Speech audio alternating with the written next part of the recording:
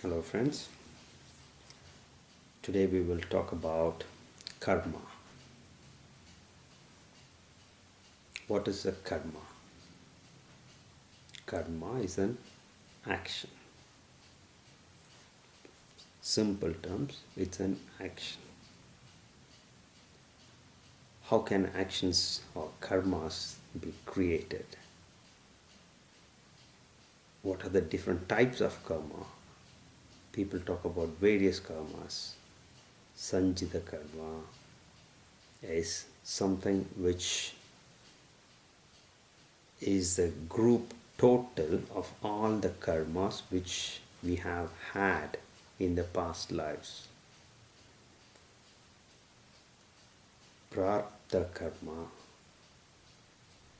the karmas which we are going to face in this current life.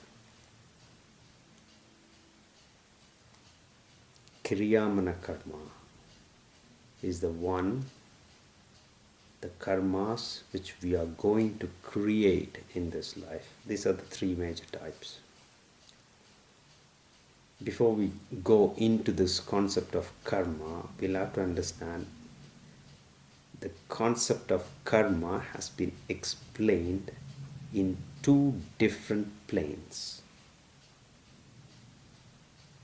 One is the saints and rishis, those who have found the truth, they have explained karma from their perspective.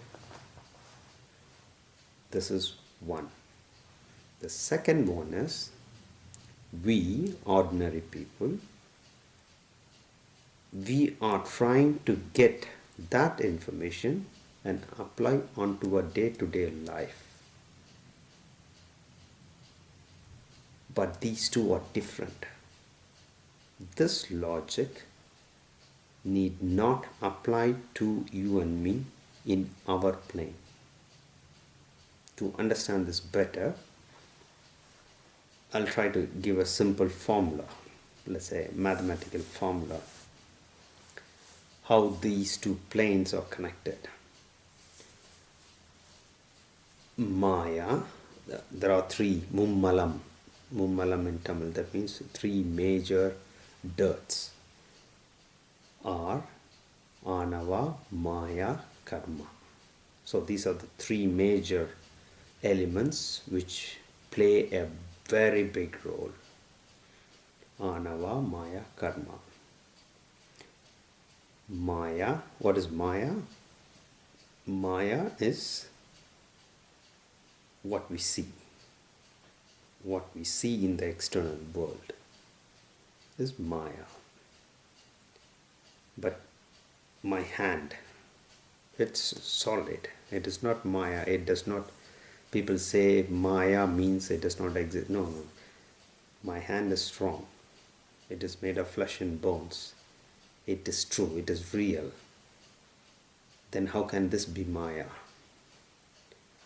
Maya does not mean that it is not existing. It means it is not true. That's all. Vanity. Vanity is another good name which is given in the Bible. If you read the book of Job, or in Tamil, Job, you will see he is talking about Maya, vanity, throughout the chapters. So, what is Maya? Maya is the mind. Our mind is Maya. So, this is all about Maya. So, what we have in our mind, is that true? No. So, one is Maya, is the theory which we read. Yeah? But mind is the one which we use in practice, which we know. So this is how you are supposed to compare. Maya is our mind. So this is item number one. Now, Anava, ego. What is ego? Ego is the aspect of a human being which gives him the feeling that he is a separate entity, or he is separate from the source. Yeah, when I close my eyes, I know that I exist. So this is ego. I know I exist, ego. And then when I open my body, I am attaching my body to my ego, and that's how I am. My name Ramesh is formed. Yeah, so this is anava. Karma is the actions, good actions or bad actions. So these are the three variables which play a major role in each and every individual. If you want to connect these three or try to see how they are connected, you can equate them as Maya or mind is equal to Anava or ego times karma. So Maya is equal to ego into karma. Now, don't confuse.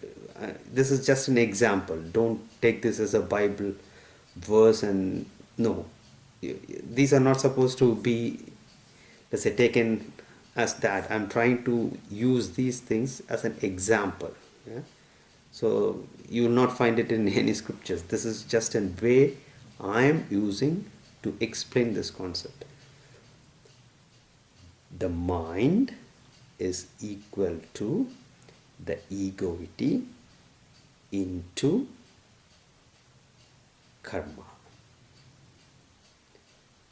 which means egoity multiplied by karma. This is what I mean.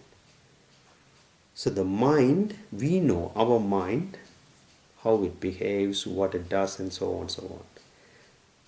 The goal is to get the mind to be nullified, which is to make the mind to zero. If you want to make the mind to zero, either you have to make the anava or egoity to zero, or make the karma to zero. Unless you do not make the egoity or the karma to zero, the mind will not be made zero. Why do we want to make the mind to zero? Because the truth is behind the mind. If your mind collapses, then you will know the truth, who you are. And then we can look for God and so on. So the first thing is, you have a mind, and all the saints say your mind is not true. So if you remove the mind or make it zero, then you will know the truth. To make the mind to zero, you have to make your ego to zero or make the karma to zero. How do you make the egoity to zero? Practice humbleness. This is what they preach in all religions. Practice humbleness. If you are very proud of yourself, that means you are giving strength to the ego feeling which you have, you will never make any progress. A proud man can never ever see God. Full stop. You can go to many religious pilgrimages or go around the world. No, it's no use. Your egoity has to be reduced to zero. So this is one way. Practice humbleness. What is the second option?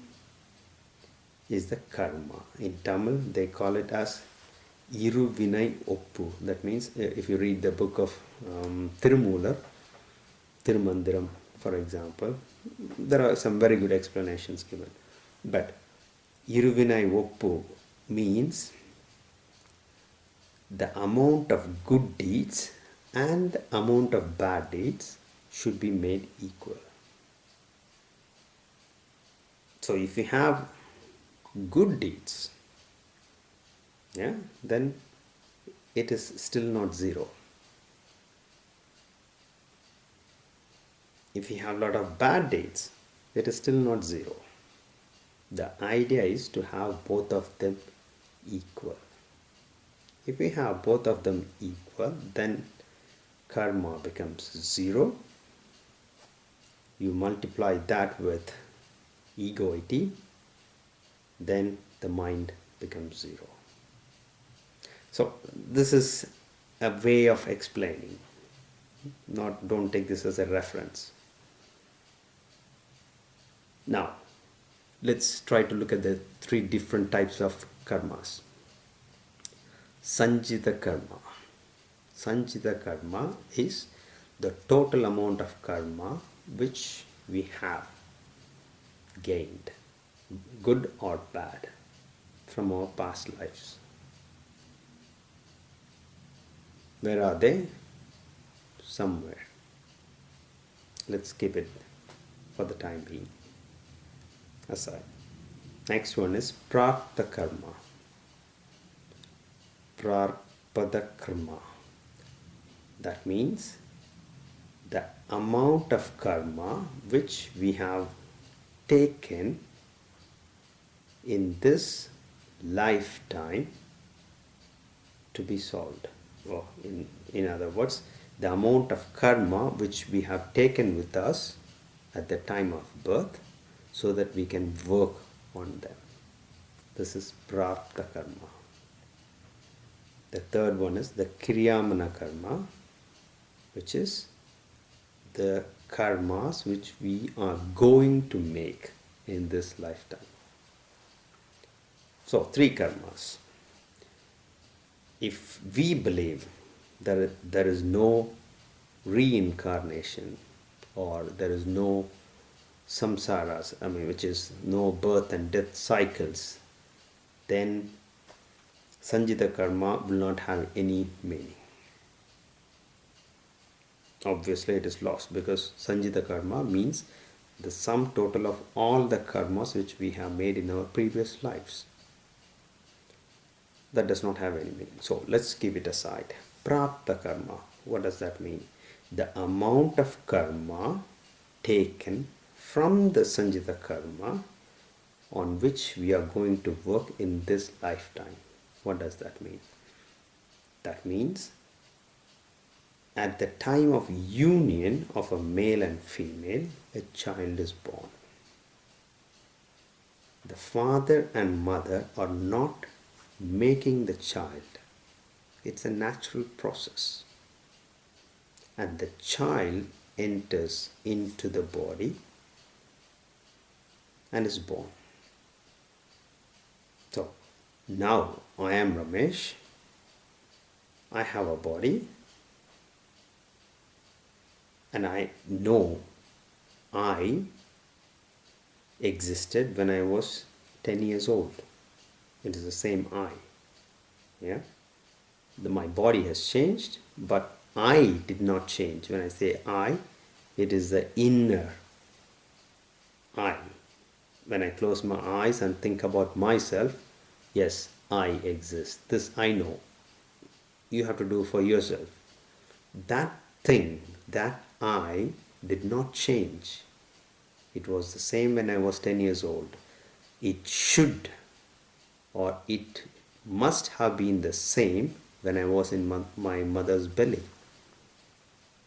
So, this I was there at the time when the body was formed. And when I was born, I am already in the world, and then I am having a body derived from my parents. That means I am subjected to certain hereditary diseases of my parents. Asthma, for example, is one example of hereditary diseases which I can get from my parents. There are other diseases as well which passes on hereditary. So by choosing my parents, I'm already accepting the condition that I will have certain deficits in my body. How do you call that? Is that fate? For example, if a mother has a gestational diabetes, that is diabetes during the time of pregnancy, it is much likely that the kid will also have gestational diabetes. It is possible. Do we call it as fate? It's up to you. It's up to us how we call it. But there are three elements: body, mind, and soul. Three things. So I am referring to the limitations of the body. So any diseases which we come across through the hereditary channel or whatever is coming from the prarabdha karma, which is, let's say, the karmas which we are going to work in this lifetime, and also from the past. The past now I am referring to as the karmas of the mind. So three things: soul, body, mind. Body, there are physical restrictions. This body can survive for, I don't know, X number of years, and after that it will just fall off anyway. Yeah, so there is a restriction there already. On top of that, on the mind level, we have some karmas. Where do they come from?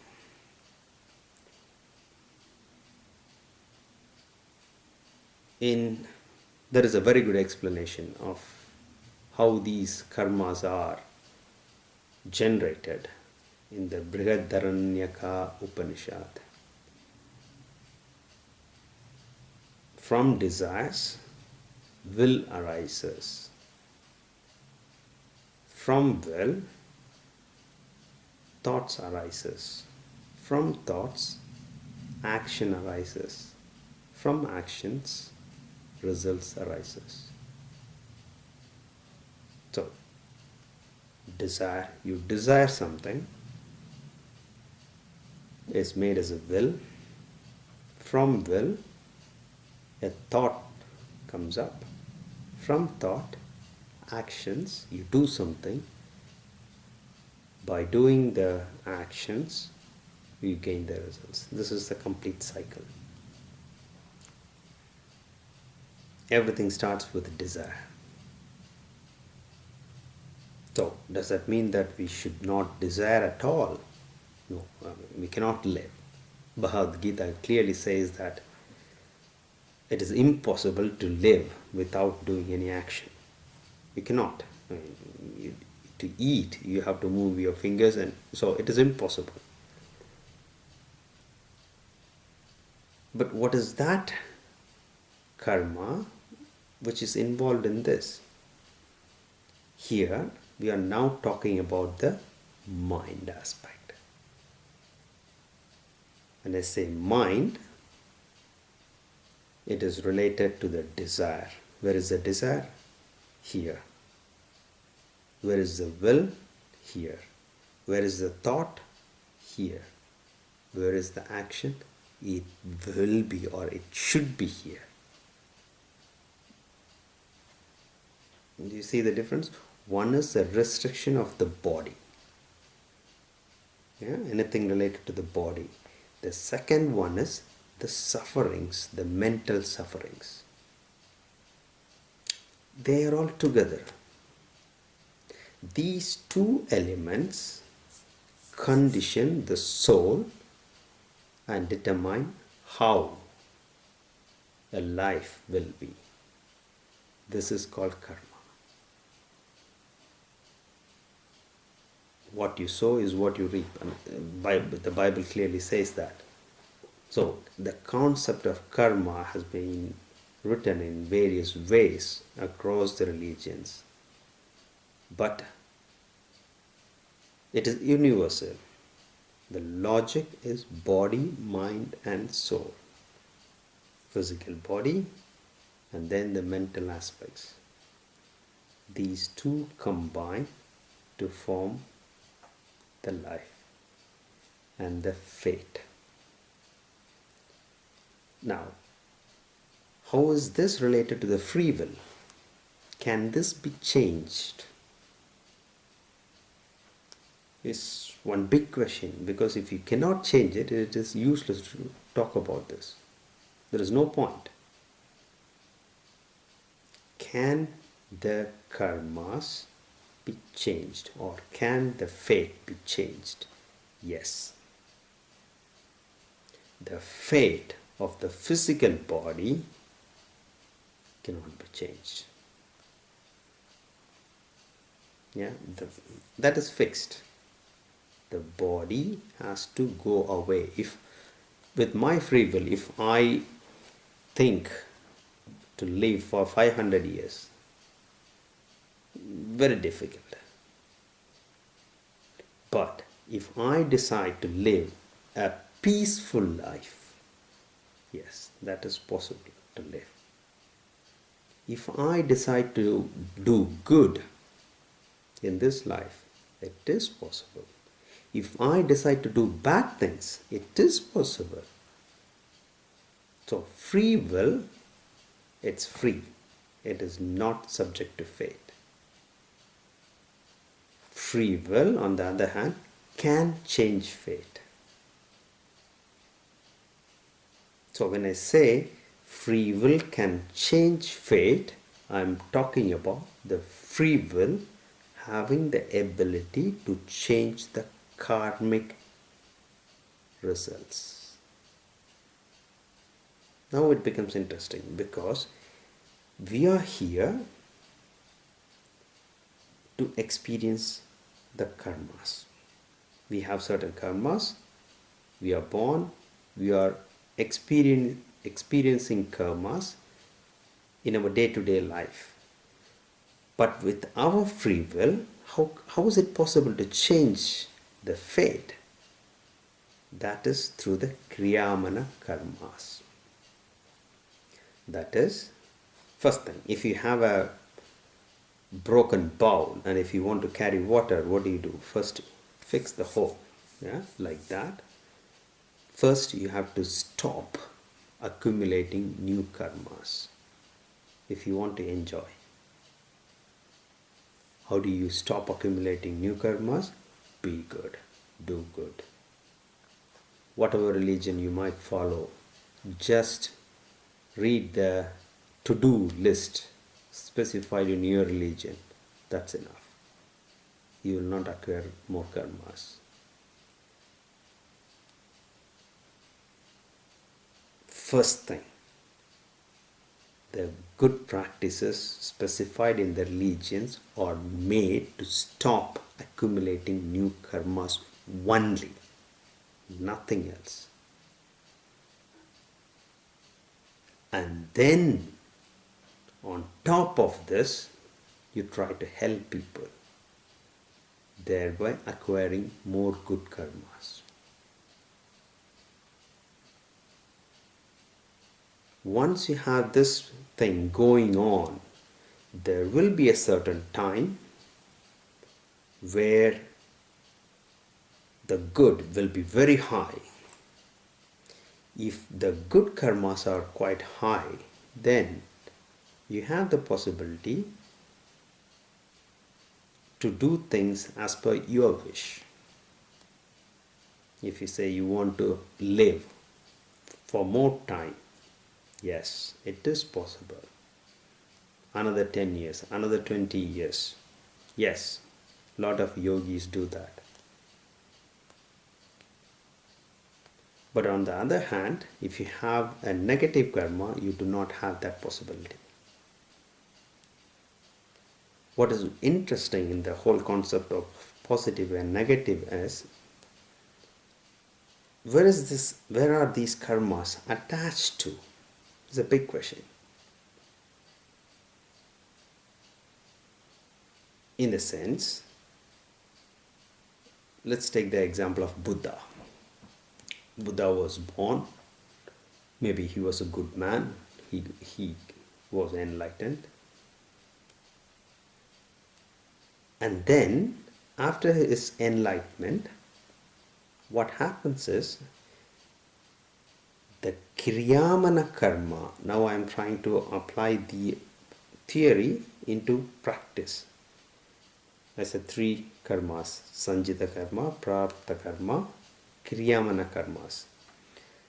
For someone to attain enlightenment, his Sanjita karma, which were the sum total of all the karmas, should have been almost zero. Basic condition. Then, second thing is, he should have stopped making new karmas. Obviously, if he starts adding more karmas, then there is no point. Now the third point is Prarabdha karma. Prarabdha karma is this lifetime he was born and he got enlightened. Okay, and what happens then? Is he adding more karmas to him? No. Why? What is enlightenment? Enlightenment is the process by which one identifies that he is pure consciousness. By proving that nothing can attach to him, he is removing everything, all the karmas. You cannot, karmas should attach somewhere, either to the body or to the mind. Yeah? But once you realize that you are pure consciousness, the body does not belong to you. Your mind does not belong to you. You are pure consciousness. The karmas fall apart.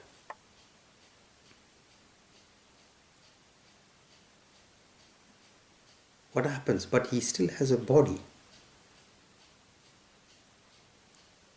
He carries that body without adding more karmas until his death. At the time of his death, the body falls down and he stays in his pure consciousness.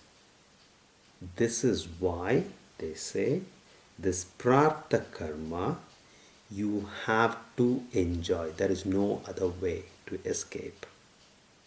Once you are born, even if you are enlightened, you die and then you are released.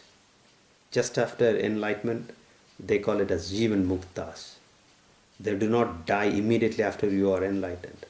What that means is the karmas are not attached anymore. So there is a very great verse in Bhagavad Gita. The term is called Nishkamya Karma. That is, do your duty without seeking the attachment or without having the attachment to the fruits of the action. Why is that? You cannot stay without doing anything. You have to do something in this world. Do it.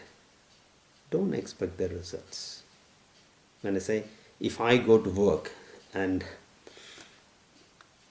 this verse does not mean that I should not expect my salary. No. There is a very thin line between stupidity and being very knowledgeable. So, karma in the sense, the intention, the desires. From the desires, the will. From the will, willpower. Yeah? Willing to do certain things. From that, thoughts arise. From thoughts, actions. Here, in any element of things in this chain, if you have a bad motive, then you are bound to make karmas. In simple terms, whatever you do which would benefit others will not bring you karma. Whatever thing which you do for yourself will bring you karma. Simple logic. May God bless you all.